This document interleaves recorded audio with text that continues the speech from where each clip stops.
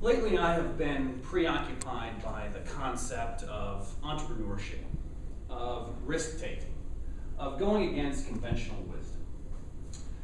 Probably no surprise to this group, I have been working my way through a stack of books next to my desk about great innovators and entrepreneurs and inventors of new products, trying to determine what makes them tick, what in their traits made them successful, and most importantly, in my opinion, how did failure at one point in their life ultimately lead to a greater success?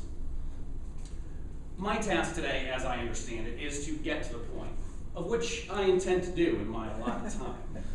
But between now and then, I would like you to ask yourself about an idea or a concept or a prototype that you may have had in the past few months of years that you just didn't take all the way. Why not? What held you back? What prevented you from going out and doing a little due diligence and determining the viability of that product in the marketplace? Believe me, I have had a million ideas and a million excuses on why not to proceed with my big idea. The example of Dr. Edwin Land is one of my favorites of the trials and tribulations of entrepreneurship and innovation and the importance of perseverance. Dr. Land isn't terribly well known today, and in fact, he wasn't terribly well known in the heyday of the company that he created, Polaroid cameras. You see, in the 1940s, he created the technology that captured polarized light. But without government grants or a family trust fund to back his research, he resorted to sneaking into the labs at Columbia University at night to conduct his research. The ingenuity of Dr. Land and perseverance of Dr. Land were just a few of the traits that enabled him to create a global brand and a disruptive technology. More importantly, in my opinion, Dr. Land did all of this without a college degree. That's right, Dr. Land didn't have a master's, a bachelor's, or a PhD. The fact that his friends, associates at college referred to him as doctor was more out of respect for his accomplishments than anything achieved at an institution of higher learning.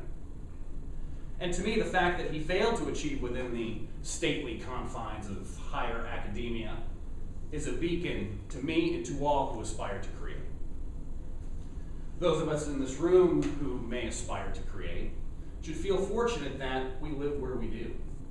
Kansas City is one of the most entrepreneurial communities in the country, consistently ranking very high in terms of new company startups and business friendliness to small business. In fact, many of the companies that dominate the corporate landscape in Kansas City, like Garmin, Hallmark, H&R Block, and Cerner, all began at one time as small startups. A couple of folks getting together with a crazy idea on how to deliver something better. Now they are the corporate titans that are spawning entrepreneurs like Dr. Land. The circle of life, as it were. Let me give you another example, a local example. Ewing Marion Kauffman, of which I'm sure you are all familiar. Mr. Kauffman didn't start out with much either. A $5,000 investment in a small pharmaceutical company named Marion Labs, which began in his basement. By the time the company was sold to a European conglomerate in the mid-1990s, it was a multi-billion-dollar operation. It was written in Mr. Kauffman's biography, Prescription for Success, that it wasn't so much the R&D or the product development that gave him the greatest satisfaction, but it was the creation of the enterprise itself that was most satisfying. As a result, Mr. Kauffman's estate created the Ewing Marion Kauffman Foundation for Entrepreneurship, which is of course based here in Kansas City. So let me ask you, have you taken a few minutes to think about that big idea on why you haven't taken it down the road? Well, here's my point. Go out and give your idea an audience on what I think is a fun, unique, and slightly unusual way to approach it. Each Wednesday morning, down at the Kauffman Foundation, about 200 of Kansas City's best and brightest small business people and entrepreneurs gather at an event called 1 Million Cups. And there they hear a fellow entrepreneur's big idea, their pitch. It's a 6-minute presentation, 20 minutes of Q&A and feedback from the audience. And let me tell you, if you think Toastmasters is tough, this is an event that is altogether different. But I think it is a marvelous venue to not only get people excited about your idea, but to learn in real time the strengths and flaws of your concept, and also a great venue in order to hone your Toastmaster skills. Now, I haven't had a reason to present just yet, but as I said, I have about 1 million ideas floating around in my mind, and I think that I will be presenting some Wednesday morning here in the near future. If you're wondering, 1 million cups, the name, derives from the idea that it takes 1 million cups of coffee in order to generate an active startup community.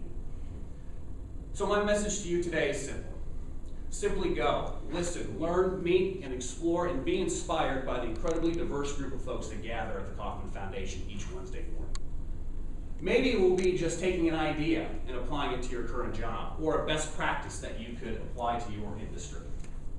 And maybe, just maybe, you'll put the pen to paper and begin to sketch out a prototype of what your big idea will be, and then you will be presenting to us on Wednesday morning in the near future. Thank you very much.